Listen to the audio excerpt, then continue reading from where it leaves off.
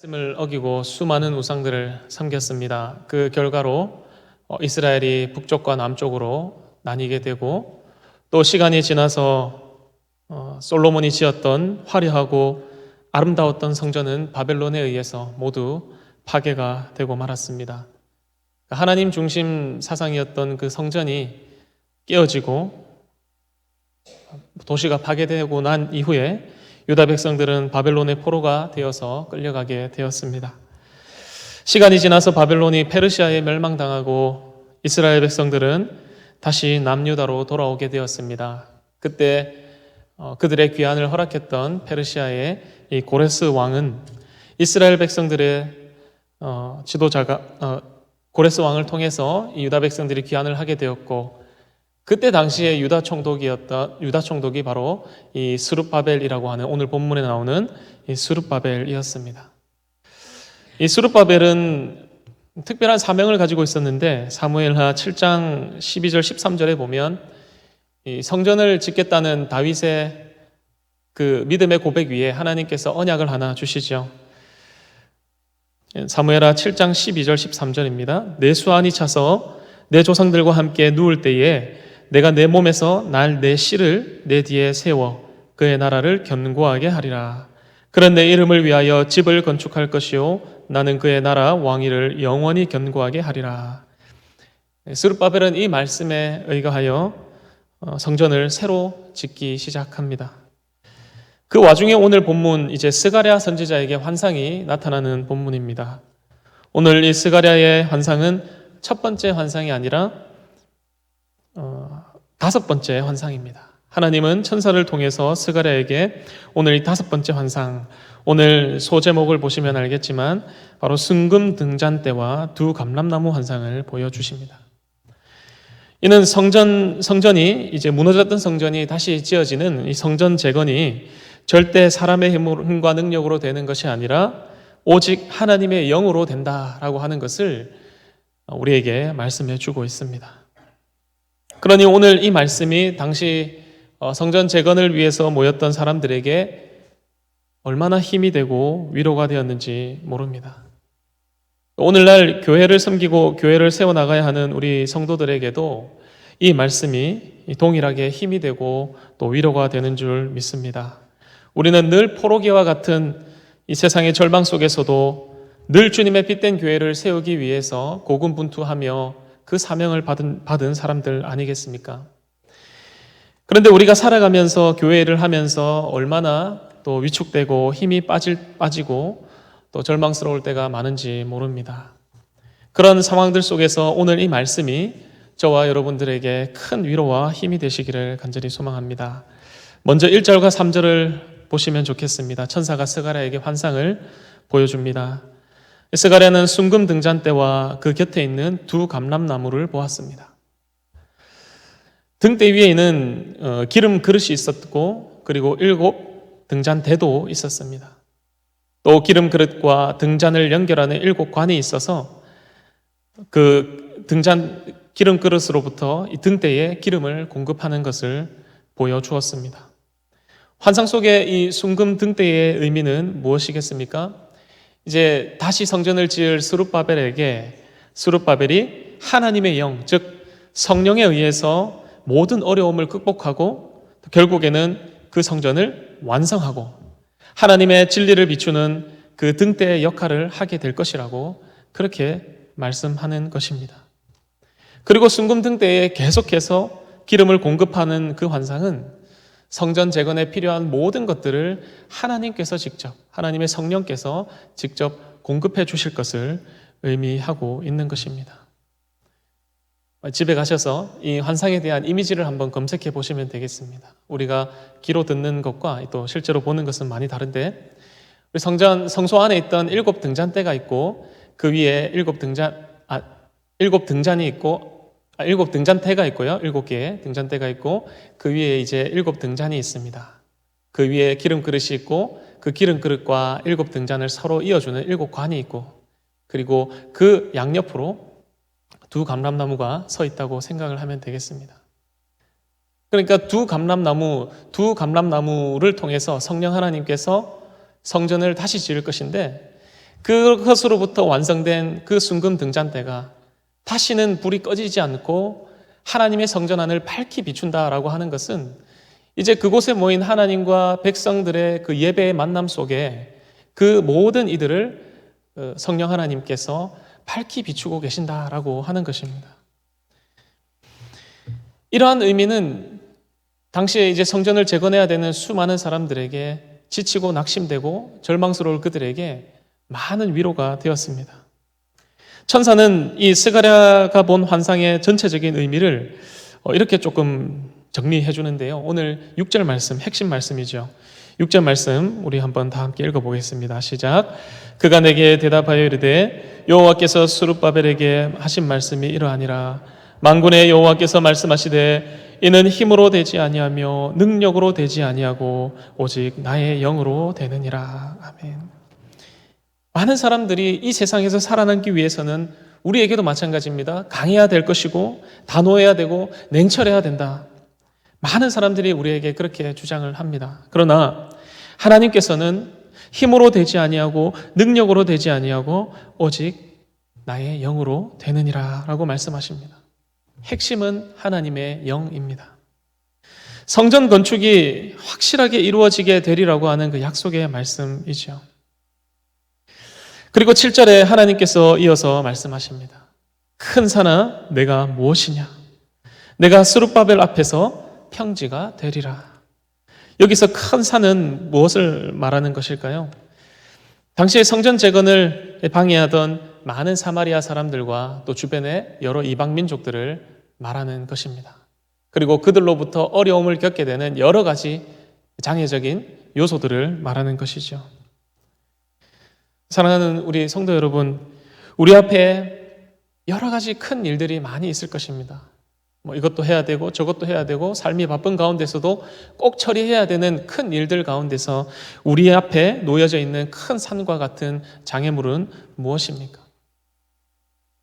오늘 이 말씀을 7절 말씀을 세번역 성경이 아주 우리에게 좀 와닿게 설명을 해주고 있는데요. 제가 7절을 세번역 버전으로 한번 읽어드리겠습니다. 큰 산아 내가 무엇이냐? 스룹바벨 앞에서는 너가 평지일 뿐이다. 어감이 많이 다른 것 같습니다. 산이 평지가 된다라고 하는 것과 또 하나님이 보시기에는 제 아무리 큰 산이라 할지라도 하나님 보시기에는 그저 한낱 평지일 뿐이다. 많은 방해하는 무리들이 유다를 다시 재건한다는 말에, 이 성전을 재건한다는 말에 콧방귀를 치고 비웃었습니다. 왜냐하면 현실적으로 말이 되지 않기 때문이죠. 그들이 생각하는 성전은 어떤 모습입니까? 앞서 있었던 솔로몬 성전, 크고 화려한 백향목과 순금으로 모든 것이 둘러져 있었던, 그 안에 모든 것이 금으로 다 채워져 있었던 그 성전을 생각하고 있었기 때문에 이들이 조금 돌아와서 성전을 짓는다라고 하는 것, 우리가 이것을 지어서 다시 하나님을 만날 것이다 라고 하는 것이 그들이 보기에는 굉장히 어리석은 일처럼 보였을 것입니다. 그러나 우리는 오늘 이 말씀들을 잘 기억해야 할 것입니다.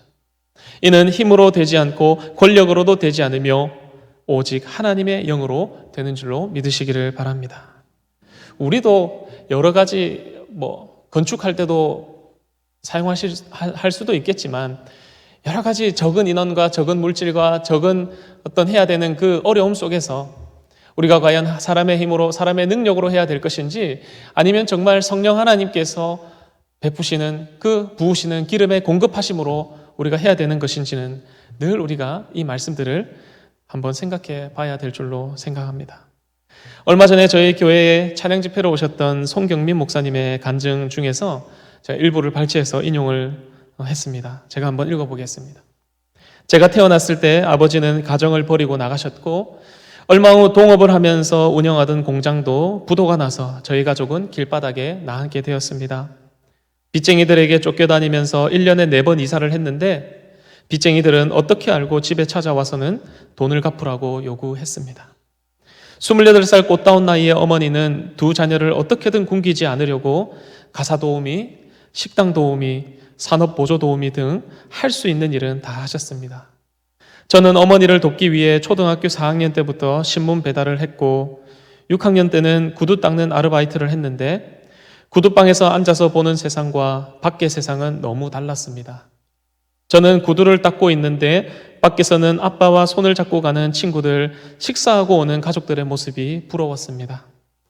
당시 전도사였던 어머니의 사례비가 고작 30만 원이어서 대학은 꿈을 꾸기 어려워 대학을 포기하고 공장에서 일했습니다.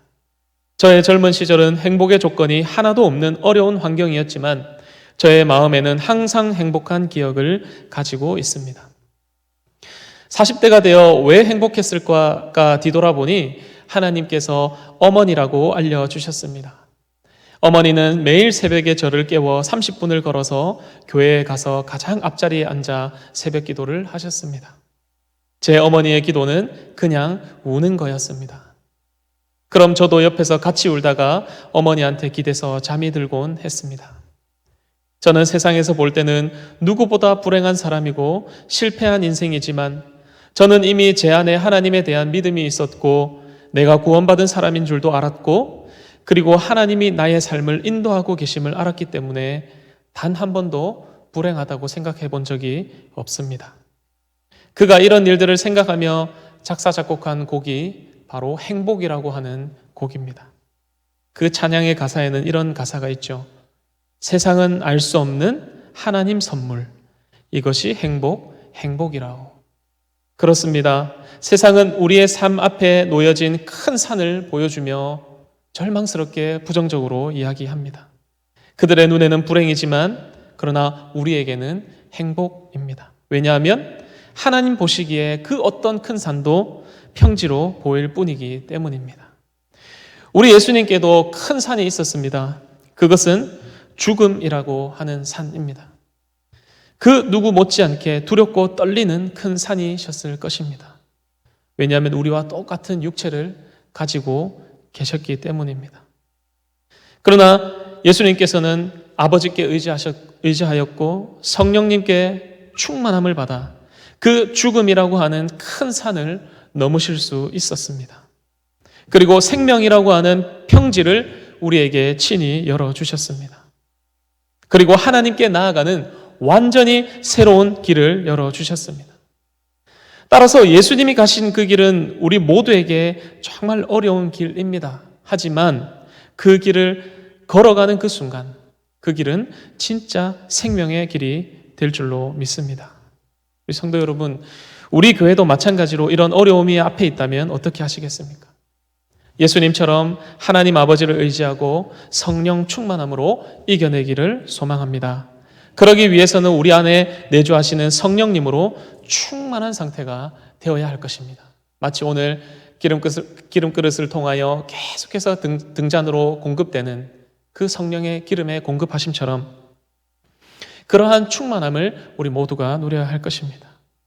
그렇다고 해서 우리가 바라보는 그 산이 하루아침에 바다가 된다는 뜻이 아니라 오늘 이 표현은 하나님의 큰 일을 은유적인 표현으로 나타내는 것입니다.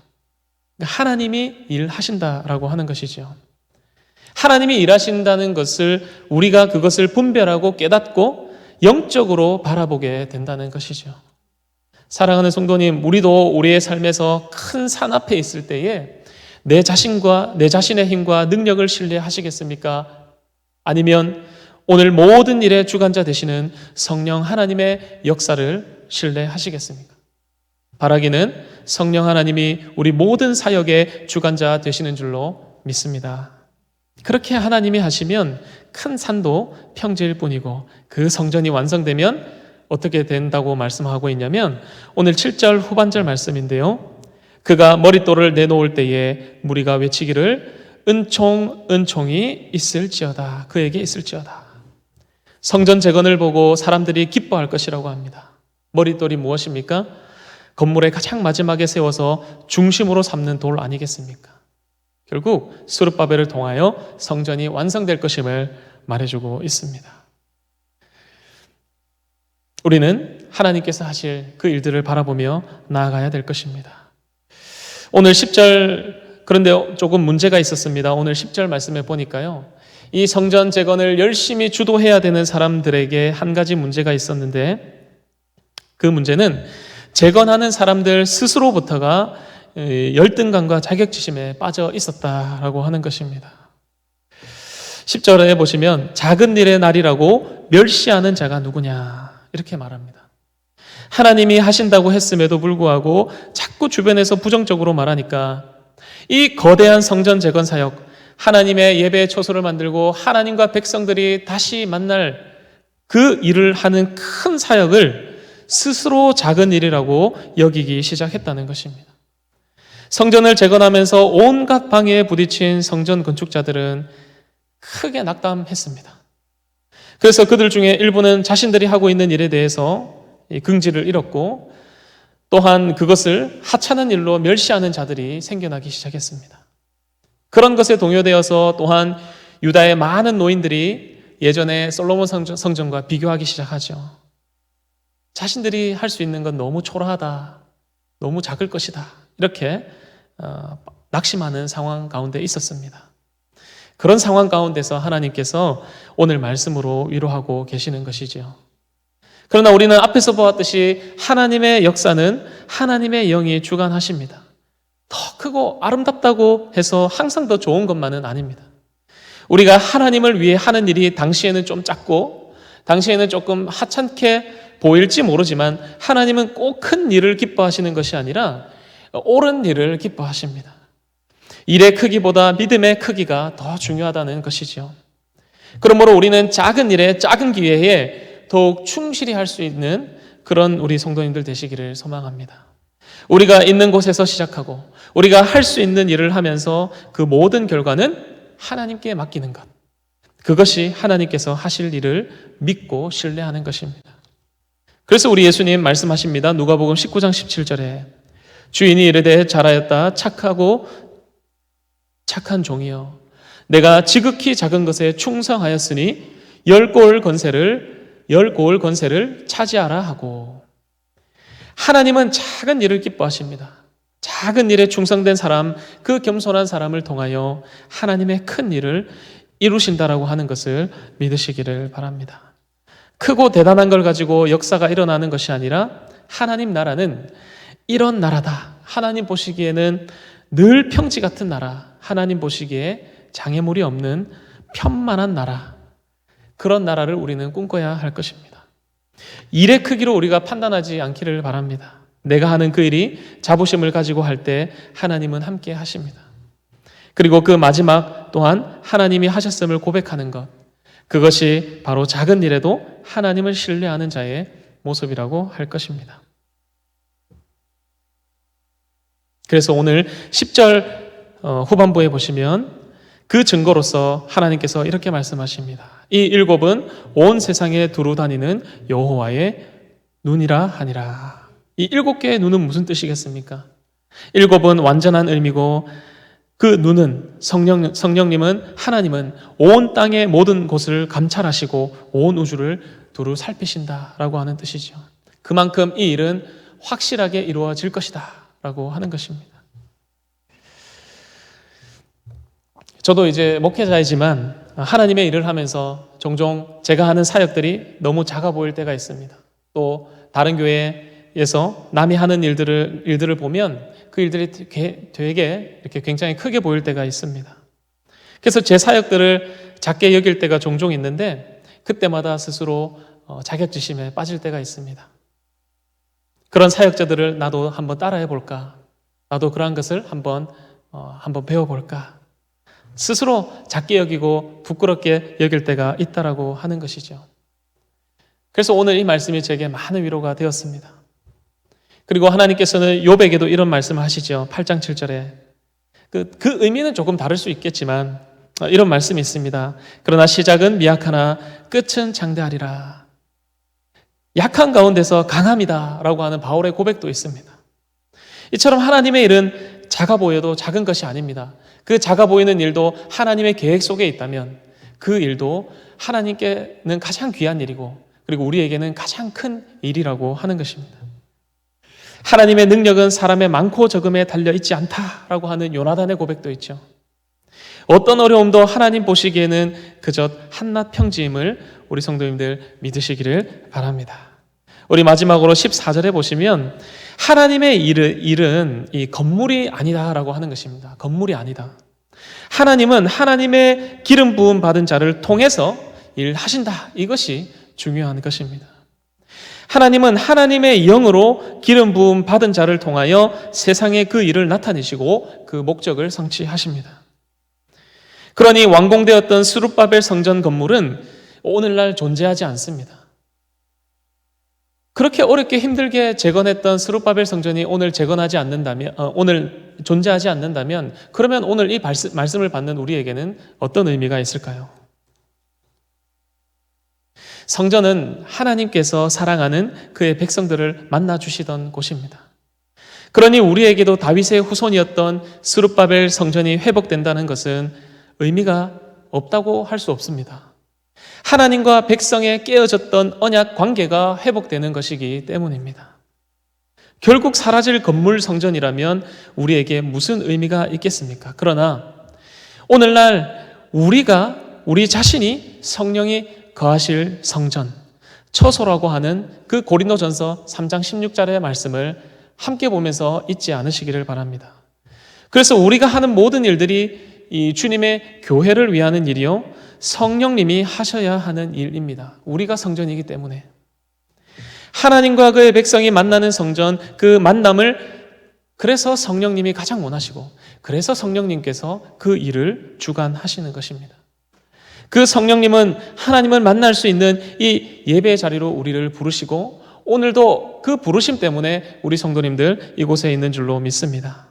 그래서 오늘 이 자리도 성령님에 의해서 나온 줄로 믿습니다. 그러므로 우리가 성전이기 때문에 언제 어디서나 성령 충만함으로 하나님을 만나고 그가 주시는 힘을 공급받아 우리의 사역들을 해 나가야 하는 것입니다.